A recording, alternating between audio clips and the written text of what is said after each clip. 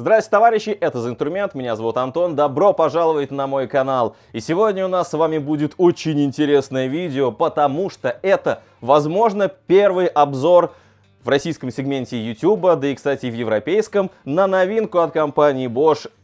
Это отвертка Bosch Go Gen 3.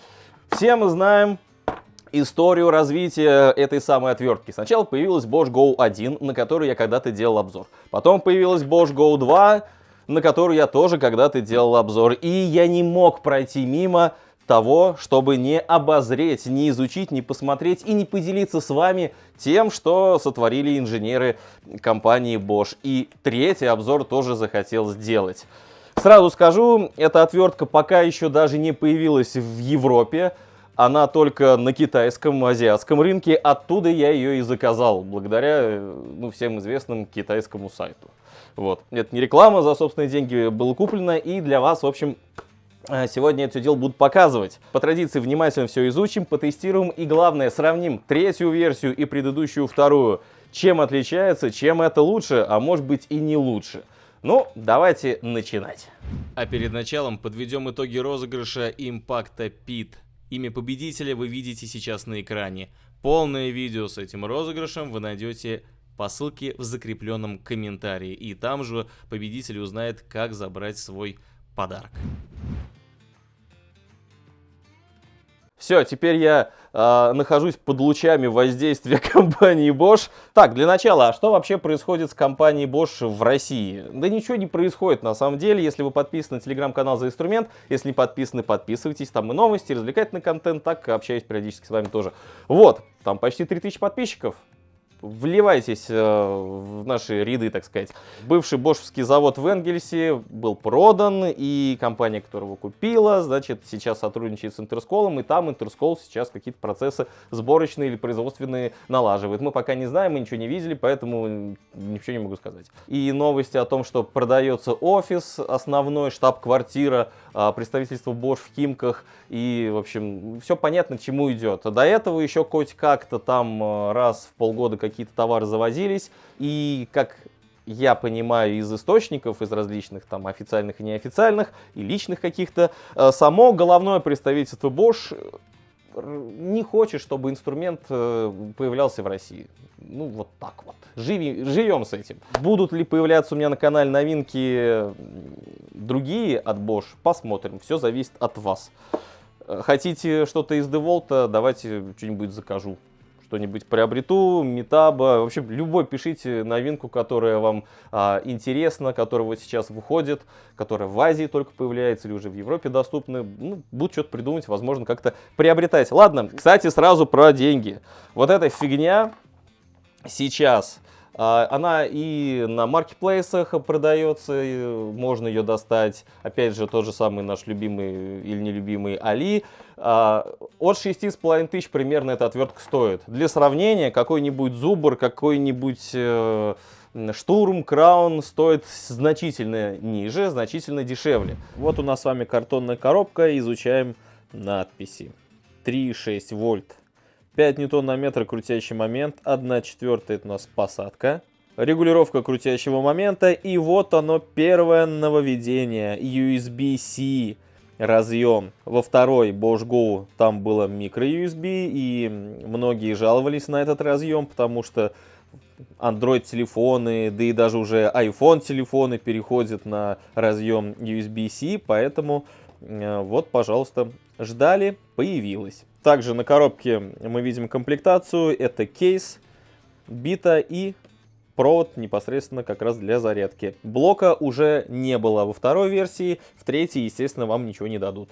Прикольная эволюция Bosch. В чате «За инструмент» один из подписчиков написал, это было смешно. До 360 оборотов она развивает, но это мы замерим. Емкость батареи здесь 2 ампер-час. И вот еще одно отличие от предыдущей версии, второй. Там емкость была батареи 1,5 ампер-час. Непосредственно кейс, в котором лежит отвертка, не весит ничего вообще. А знаете почему? Потому что отвертка у меня лежит в кармане. Вот здесь. Отличается, конечно, кейс. Давайте для примера. Вот. размер кейса Bosch Go 2 и Bosch Go 3. В 2 раза просто он уже. И я считаю, что это плюс, потому что здесь куча просто свободного пространства, которое никак не используется и просто занимает место. А здесь по размеру отвертки ничего лишнего. Вот это я считаю, что хорошо. Крепление для биты. Еще хочу обратить ваше внимание. Раньше кейс был достаточно такой мягенький и прожимался. В новой версии кейс действительно жесткий. К чему это я? А к тому, что раньше я такой прикол показывал. Если, например, вы забыли поставить на блокировку шпинделя отвертку, да, в кейсе она у вас могла запуститься. Здесь это исключено, потому что кнопка у вас находится снизу, и она никак не выдается за корпус. Если вы посмотрите, вот кнопка, да, она не в уровень с самой отверткой, а здесь в уровень. На эту кнопку можно было случайно нажать во время даже переключения и каких-то вот манипуляций с отверткой. Вот. Не знаю, насколько это важно, но обратить на это внимание я в любом случае должен. Произведено у нас в Малайзии в 2023 году в ноябре. Свежайшая просто отвертка. Здесь мы с вами видим QR-код. Это для того, чтобы перейти в приложение Bosch, чтобы зарегистрировать инструмент. Но в России приложение недоступно. Нехер делать, как говорится. Черная — это резина. Синяя — это пластик. У меня комплектация, как вы видели, с одной битой. Да, существует с набором бит, но я исходил из отзывов о продавце, где я заказывал, и скорости доставки. И то, вроде как я самую быструю выбрал, а мне это шло чуть больше месяца. Сегодня у нас с вами март, а я заказывал еще в 20-х числах января. А вот сейчас самое интересное. Давайте уже переходить к сравнению, замеры оборотов, взвешивание, габарит и так далее, и непосредственно уже сравнение двух этих отверток. Первое отличие — это тип крепления. Раньше у нас обычный хекс со вставочкой, где особо оно и не магнитилось. Здесь мы с вами видим такой же тип крепления, как на импактах, то есть через юбку, через блокировку самой биты. Это, конечно же, считаю плюс и значительным улучшением и отличием. Подсветка рабочей зоны. Здесь не было вообще никакой. Здесь вот такие два светодиода яркие. Здесь же у нас видна плата. Ну, до платы, я думаю, дальше мы доберемся. Как же без этого? Здесь у нас было заужение, а здесь она достаточно широкая. То есть, если мы говорим про работу в каких-то местах, куда сложно подлезть, то, возможно, вот эта широкая юбка может доставить проблем. С другой стороны, берем удлиненную биту, и эта проблема решается. Также здесь была индикация заряда батареи. По большому счету, он нам говорил о том, что она либо заряжена, либо разряжена. То есть, понять именно уровень заряда батареи мы здесь не могли. А здесь индикация заряда батареи нет вообще никакой, нигде. Мы думали, что в третьей версии сделают как в первой. Там у нас было 3 деления классические. Да? С другой стороны, опять же, вы можете сказать в комментариях, что если ты уж готовишься производить какие-то работы, ты сначала перед работой заряжаешь инструмент, либо когда ты им поработал, поставил на зарядку, все. Тоже имеет место быть. Но, блин, без индикации заряда очень странно. Странное решение, я не знаю почему. Смотрим на тыльную сторону отвертки. Если во второй версии она была пустая, то в третьей версии все органы управления мы видим здесь. Это большая кнопка пуска, ну и переключение режимов. Вперед-назад и блокировка шпинделя, понятное дело. Все то же самое. По степени нажатия. Во второй кнопочка была очень мягенькая, и при малейшем нажатии шпиндель начинал крутиться. Здесь же прям нужно прожать ее. Я думаю, вы даже слышите щелчок. Какой вариант лучше или хуже, уже решайте сами. Понятное дело, работа при нажатии на шпиндель сохранилась и тут, и там. Ну и регулировка момента затяжки. Все то же самое сохранилось. Здесь у нас раз, два, три, четыре и пятый максимальный режим. Здесь у нас раз, два, три, четыре, пять, шесть и седьмой максимальный режим. Ну, посмотрим, чем они будут реально отличаться. По габаритам. Прямо посередине. 37 миллиметров. А здесь 34. Ну вот. Самые толстые части это сзади и спереди рукоятки. А вот здесь как раз вот под руки заужение. Третья версия потолще.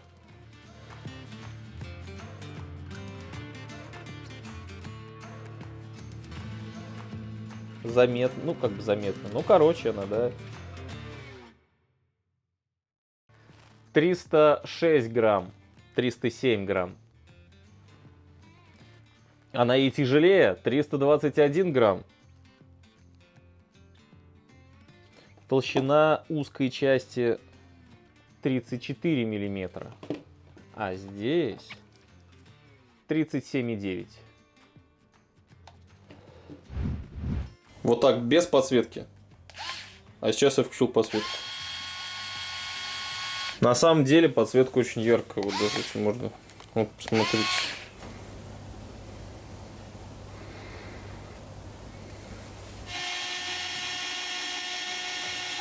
По характеристикам они вообще как бы не отличаются. 360, что там, что там. И крутящий момент, кстати, по 5 ньютон на метр. И там, и там. Так.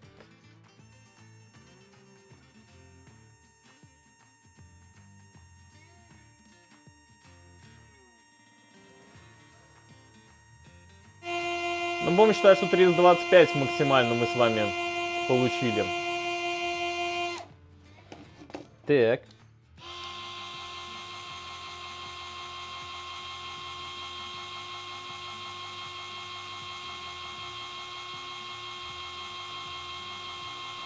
Видите, да, при длительном нажатии на клавишу подсветка перестает гореть. То есть она горит не все время, пока вы крутите. Но понятное дело, что длительного такого воздействия на крепеж вряд ли будет происходить. Оборотов здесь мы с вами больше вытащили, 335. Здесь мы с вами делаем вывод, что подсветка запускается от нажатия, но на ее продолжительность работы не влияет время воздействия на клавишу пуска. Отметим. После визуального осмотра и некоторых замеров можно резюмировать следующее. Главное отличие второй и третьей версии в том, что в третьей версии появилась у нас подсветка и другой тип фиксации биты. Ну и отсутствие индикации заряда батареи, но с другой стороны у второй версии она как бы что была, что не была, особо разницы нет. Третья версия тяжелее и более габаритная, чем ее предыдущий собрат. И перед тестами нужно отметить следующее. Характеристики у них одинаковые. Крутящий момент 5 ньютон на метр максимальный. И обороты заявленные 360. Замерили, мы с вами увидели, все-таки разница есть. Но если говорить о данных на бумаге, то результаты по работе у них должны быть одинаковые. Но с одним отличием и главным нюансом. Здесь емкость батареи, элемент, который здесь вставлен, 1,5 ампер-час, а здесь 2 ампер-час. Соответственно, мы можем понимать, что количество, например, закрученных саморезов здесь будет чуть больше. Сколько? Ну уж ладно, в этот раз количество саморезов я протестирую. Хотя давно уже перестал этим заниматься, но тут по-другому и не протестируешь. Практический тест хочу начать с замера скорости остановки шпинделя. То есть, как долго проворачивается еще инструмент после того, как вы отпустили его. Давайте посмотрим.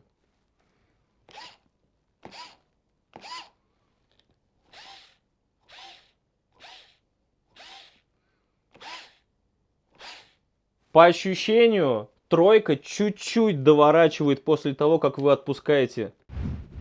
Саморезы сейчас возьму 35-е. И начинаем с первого положения. Сначала Bosch Go 2. Угу.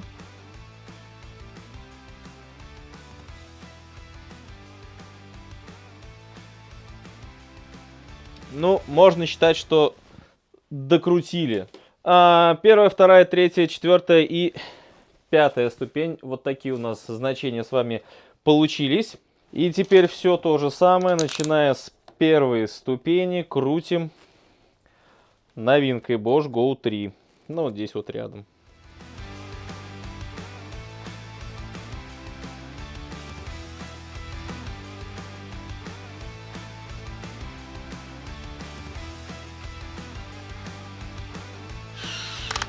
Все.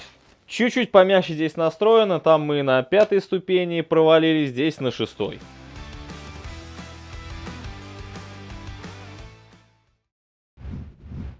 Давайте возьмем более мелкий крепеж. Это у меня саморезы 3х20.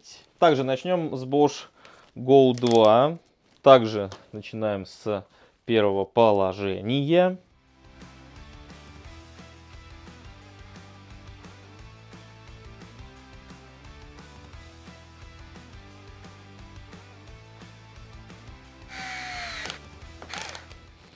Ну вот будем считать так. Первая, вторая, третья, четвертая скорость. Как-то не очень здесь равномерно на мелком крепеже мы с вами видели. Посмотрим, как отработает новинка Bosch Go 3. Первой ступени. Давайте вот рядом уже.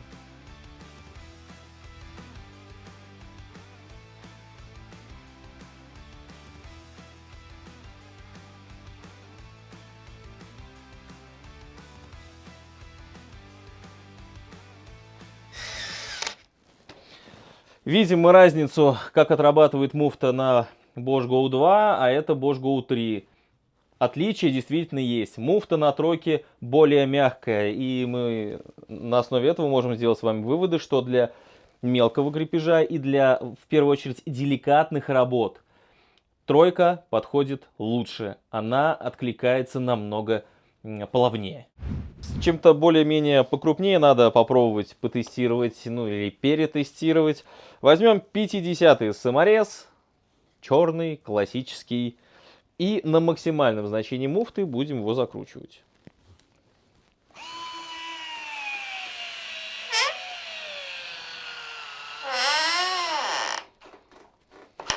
Закрутили. Аналогичное действие сейчас произведем с Bosch Go 3. Закручиваем.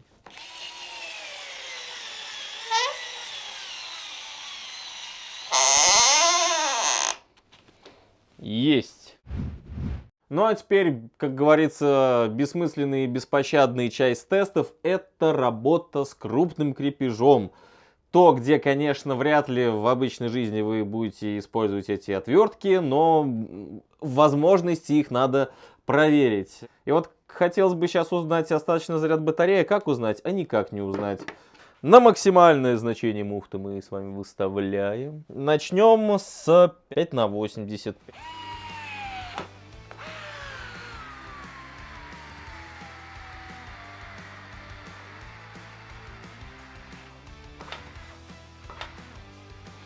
Тяжко ему. Теперь Bosch Go 3. Все то же самое.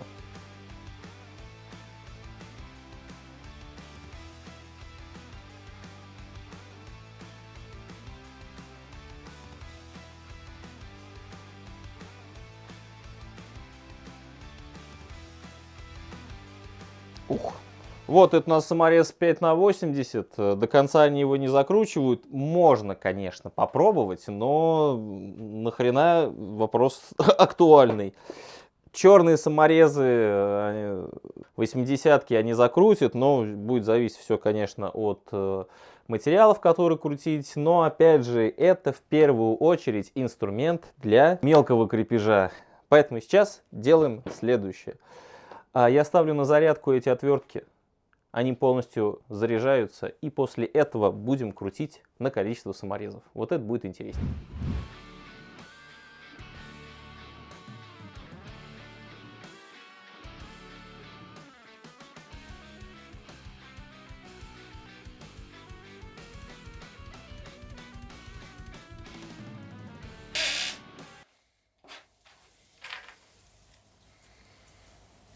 Чтобы вы понимали, закручено 76 саморезов. Кстати, обратите внимание, как закручено.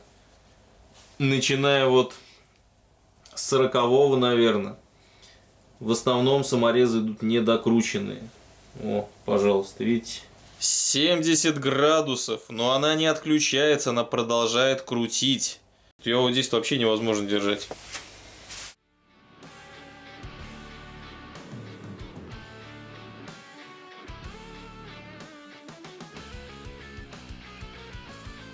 Все.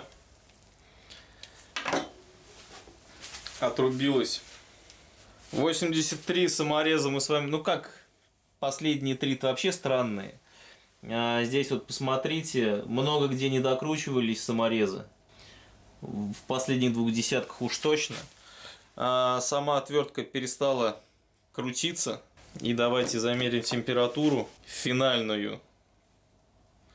Ну, те же самые 68 градусов.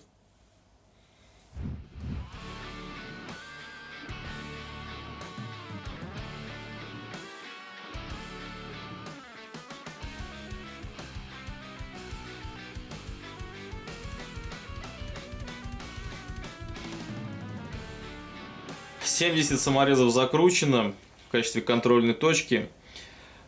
По ухватисти она и по качественнее заворачивают саморезы практически все под шляпку, но есть там исключения. Вторая версия как похуже закручивала. Ну и вот опять же говорю, в руках она прям как-то по ухватисти выглядит.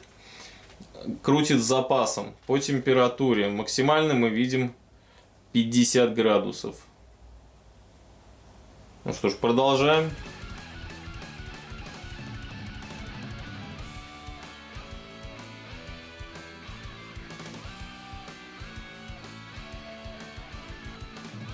Меня знаете, что смущает? Вот 130 саморезов закручено. И, кстати, по качеству все равно продолжает лучше крутить. Даже вот на последнем 130-м ряду лучше, чем двойка.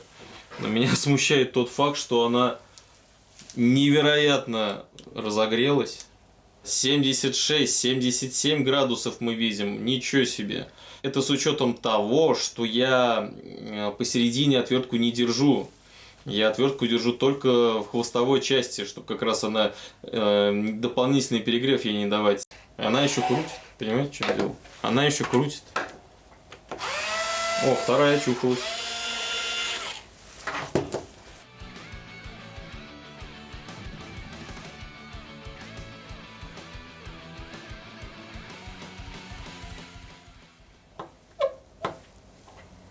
Все, у меня как раз саморезы кончились. На отметке в 140 саморезов, ровно причем, полностью докрутив.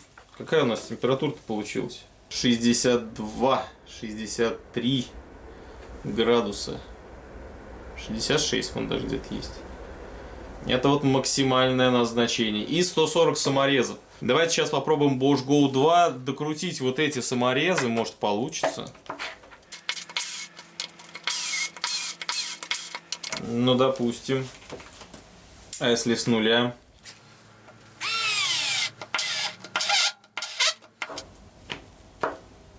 Да, причем она уже полностью остыла. Итак, Bosch Go 2 в разобранном состоянии. Вот у нас сам этот вот привод. Здесь у нас кнопка. Батарея севшая, поэтому никакой работы, понятное дело, сейчас не происходит, никакого движения.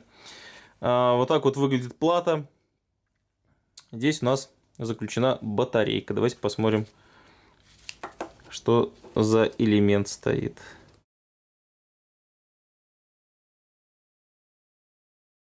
И смотрим. LG, вот с такой маркировочкой. Также вот здесь мы с вами видим термодатчик классический. Ну и, понятное дело, чуть там компаунд имеется на проводах. А теперь смотрим, как выглядит в разобранном состоянии Bosch Go 3. Плата немножко отличается. Ну, вообще, как бы, да, сама укладка здесь поинтереснее выглядит. Но термодатчик мы здесь также наблюдаем. Вот эта часть рабочая извлекается намного удобнее.